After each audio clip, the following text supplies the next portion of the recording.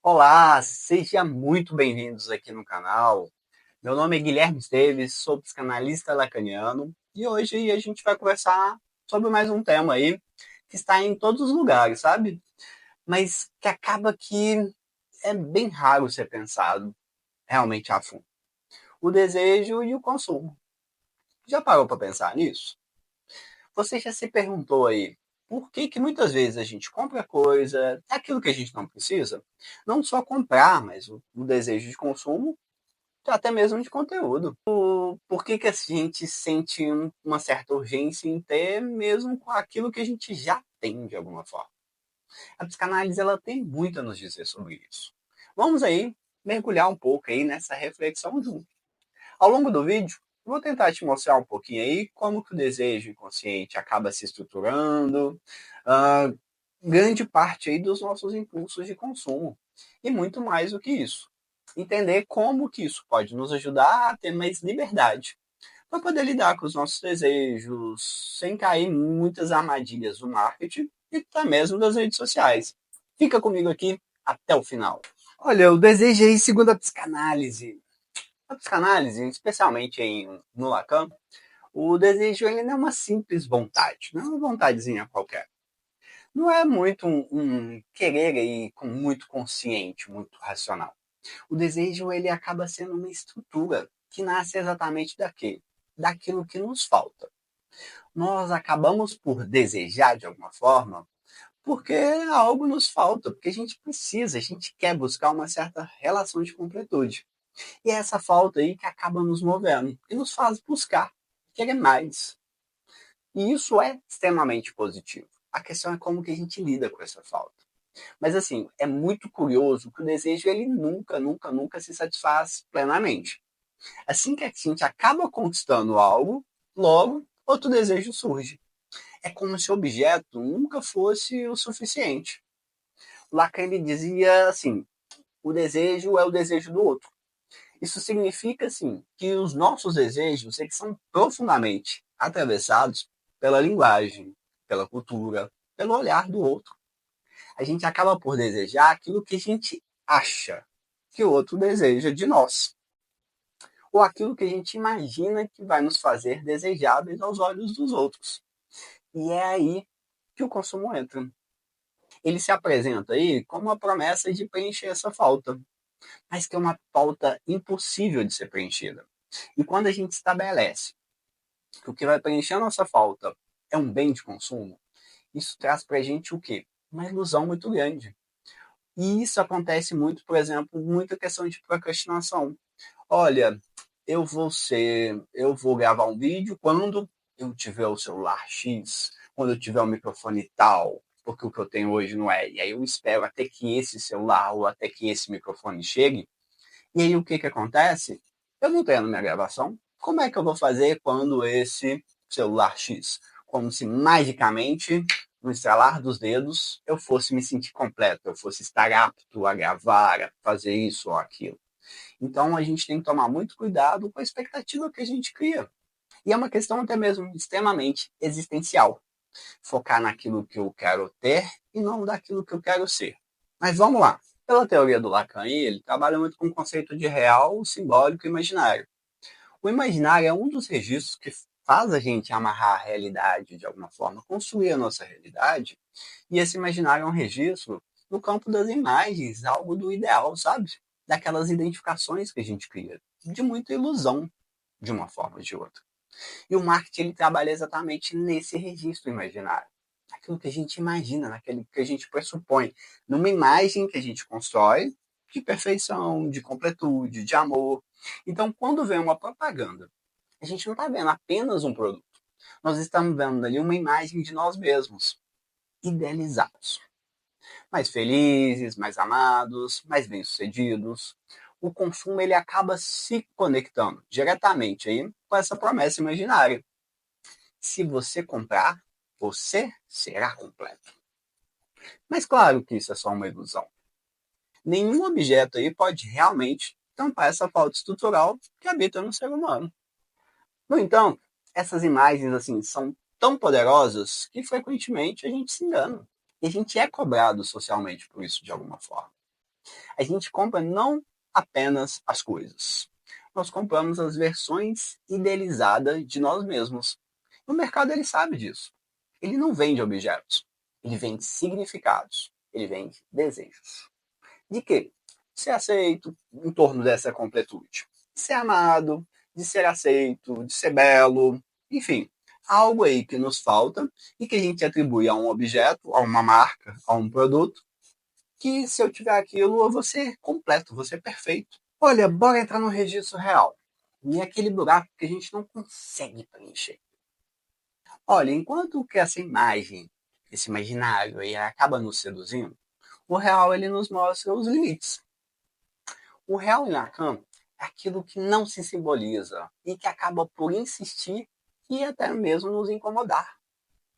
E muito. É uma falta aí que não se resolve.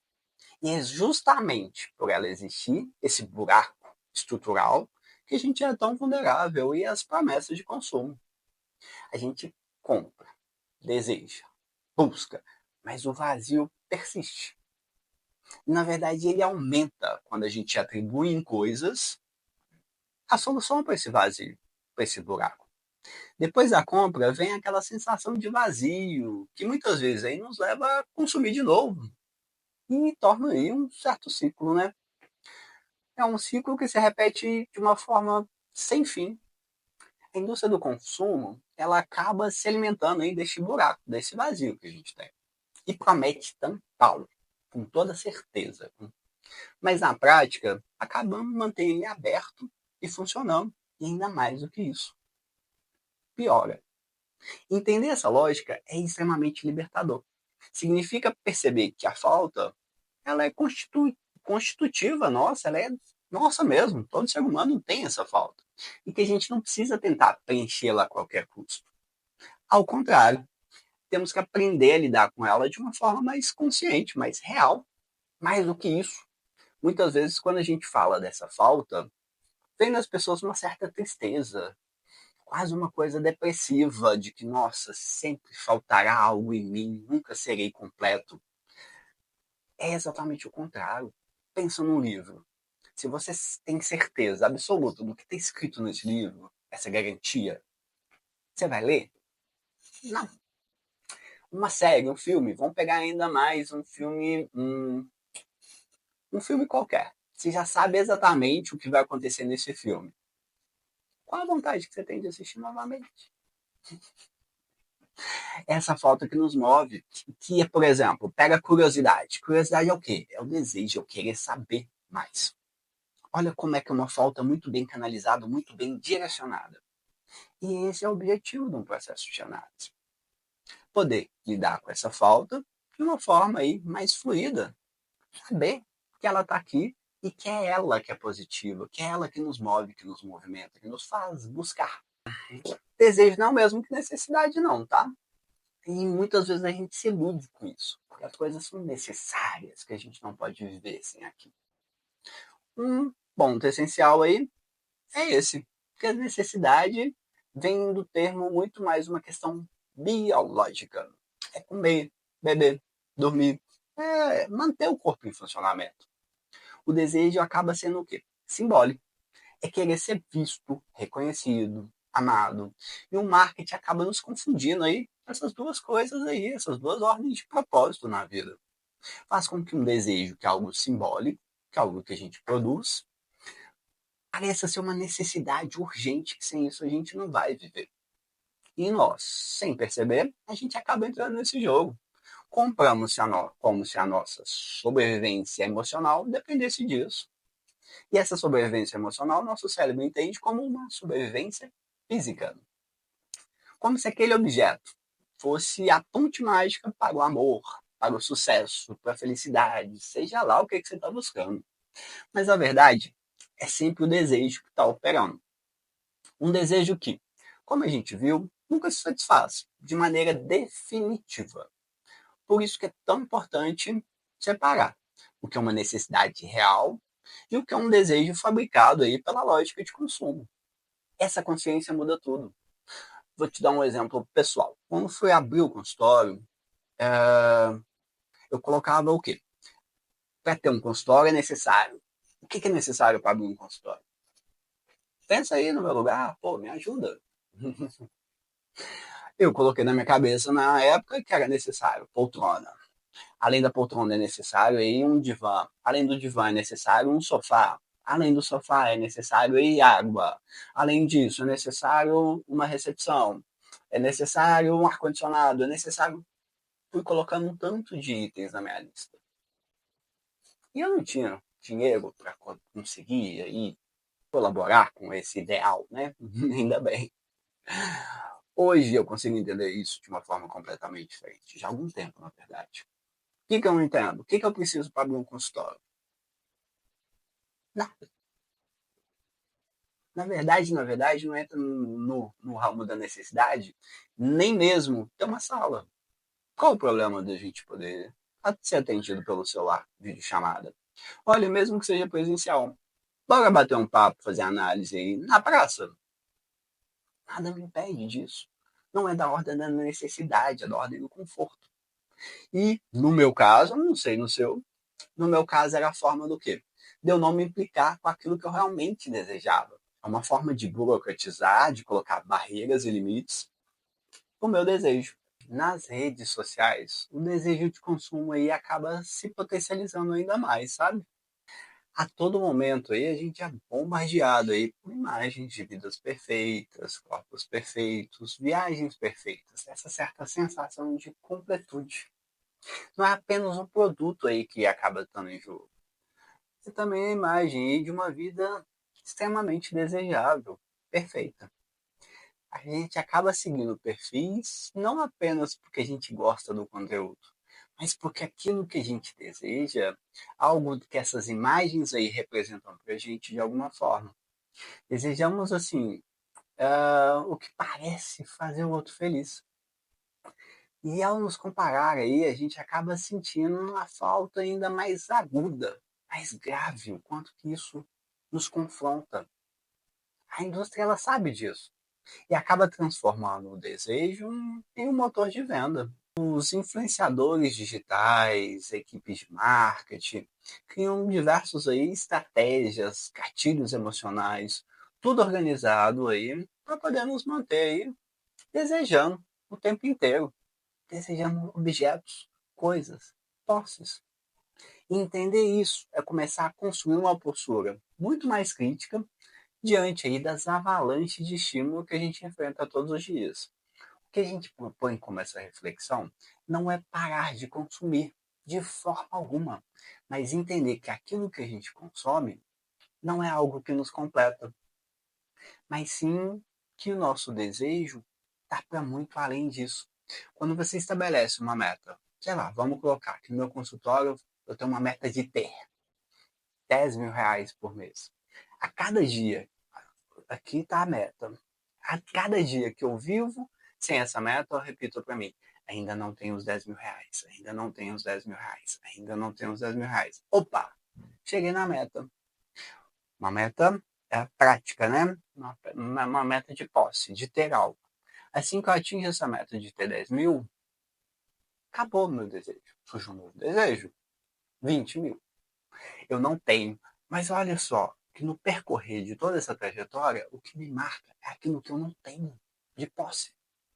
Então, isso me deixa frustrado durante, vamos colocar, um ano inteiro. Oba, um momento de realização, ou melhor chamar, de alívio. Para depois construir uma outra meta de posse, que eu vou repetir aí nesse mesmo ciclo. Quando a gente, de alguma forma, constrói algo, mais uma questão mais existencial, de ser algo, eu quero ser bem sucedido. É algo mais amplo. E aí eu me pergunto ao mesmo tempo, o que para mim é ser bem sucedido? Claro que tem uma questão financeira, mas para além disso, tem uma questão, sei lá, satisfação dos meus clientes, que tem uma questão mais, olha como que fica muito mais rico. E olha só, então eu estabeleço essa meta para mim, abstrata, de ser bem sucedido. Olha, hoje não estou tão bem sucedido, mas eu estou um pouquinho melhor do que ontem. Olha como é que a caminhada aqui é progressiva ao meu objetivo e não dessa forma a partir de um certo negativo daquilo que eu não tenho. mas sim daquilo que eu estou conquistando, uma meta abstrata, que vai chegar, por exemplo, no mesmo valor, talvez até mais. Nós, como sujeitos, estamos constantemente aí convocados a ser cliente, consumidor, produto do outro.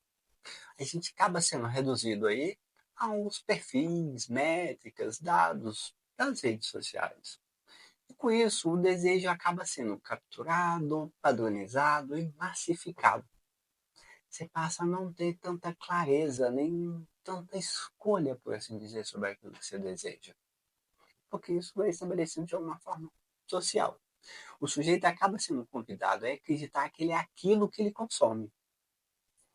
Diga-me o que você compra e eu direi quem você é. Mas essa lógica acaba sendo esvaziada aí pela singularidade do desejo. É escutar o desejo que escapa a essas normas estabelecidas socialmente. É lembrar aí que nós, como sujeitos, somos muito mais do que os objetos que a gente possui. E nós somos aí constituídos pela falta, pela diferença, pela singularidade da história de vida de cada um. E que o verdadeiro encontro aí com o desejo não se dá no shopping ou na lojinha online. Acaba se dando na experiência da palavra, do laço, da escuta. Para além daquilo que socialmente é desejável, o que é aquilo que eu desejo, que eu quero consumir? Principalmente fora disso que se estabelece como uma visão imaginária que eu tenho de padrão na sociedade. O que é que você tem desejado? Como que você tem se posicionado frente a aquilo que é o seu desejo? Que talvez não faça sentido para mim, não faça sentido para os outros, mas é seu. Como que a psicanálise pode te ajudar nisso tudo aí? A psicanálise, ela não é uma cruzada aí, a gente não está aqui para lutar contra o consumo. A gente não estabelece uma ordem moral para as coisas. Olha, o que a gente propõe é muito mais. Entender aí que o consumo é uma parte da vida social. O problema está na forma que isso captura nosso desejo aí, pelo circuito da mercadoria, pelo circuito de se colocar como objeto e não como sujeito. A análise ela pode ajudar aí o sujeito a localizar aquilo que é dele. Seu desejo, que é unicamente seu, ele é singular. E aquilo que diferenciar também é aquilo que é imposto pelo outro. Te ajuda aí a diferenciar a necessidade do desejo e também da demanda. Te ajudando aí, de alguma forma, a construir uma relação menos alienada com os objetos. Ao poder se analisar aí, você pode aprender que não precisa ceder a todos os impulsos, a todas as vontades. E poder aprender a desejar de uma maneira mais livre, mais ética e mais responsável por si mesmo. A análise ela não te ensina a eliminar a falta, mas a poder habitar nela, a poder canalizar ela, direcionar ela de alguma forma. E com isso transforma a relação aí do consumo e com a vida de uma forma geral. Essas frases muito comuns, você é aquilo que você consome, você é aquilo que você come, você é aquilo que você veste, tudo isso sim faz sentido. Você é uma somatória do quê? De como que você se organiza na sua vida. Não é para deixar de se vestir bem ou de se alimentar bem. Mas qual que é o preço disso para mim como sujeito? Por que isso me define de tal forma? Olha, uma dica prática. Estabeleça as metas abstratas. Estabeleça as metas abstratas. É uma boa forma aí de poder se organizar. Imagina você poder lidar com aquilo que te falta. Um olhar de mais curiosidade. Olha, para concluir tudo isso que a gente falou. Olha, o desejo ele é estruturalmente humano, ele faz parte da nossa estrutura. A partir disso que a gente lida que é da falta. A gente consome porque a gente deseja. E a gente deseja porque somos atravessados por essa falta de uma forma visceral. Mas entender aí essa lógica nos dá poder, não nos torna tão reféns. Permite que a gente possa ser um pouco mais sujeito e um pouco menos objeto. O consumo ele pode continuar existindo sem problema algum e vai continuar. mas a gente pode se posicionar de uma forma diferente diante dele. A pergunta que fica é: você consome o que realmente você deseja ou deseja o que te mandaram de alguma forma consumir? Pense sobre isso. Se você gostou aí desse conteúdo, se ele te provocou de alguma forma, deixe seu comentário aqui embaixo, vai ser muito importante para a gente. E até mesmo o que você achou dessa experiência, se você concorda ou não, como é que você se organiza frente ao seu desejo. Conta aqui, vai ser muito legal. E se isso também acaba dizendo mais sobre você ou sobre os outros. Como é que é essa função do desejo em você? Te dar um exemplo prático. A sociedade de consumo de alguma forma, um bem extremamente desejado é o tal do iPhone. Olha, não gostei de jeito nenhum. Dá um trabalho para mexer nesse troço. Não faz parte em mim de ser aí do iPhone ser para mim um objeto de desejo. Talvez outro celular mais dinâmico, etc e tal. Que olha que coisa interessante. Quando eu penso em que tipo de telefone que eu quero comprar, isso diz sobre mim de verdade. Em qual sentido? O que eu busco no telefone tem a ver também com o que eu busco na vida. Algo mais prático, algo mais. Aí é uma questão minha. Mas e você? Qual que é? Até mais, um prazer ter vocês aqui. Obrigado.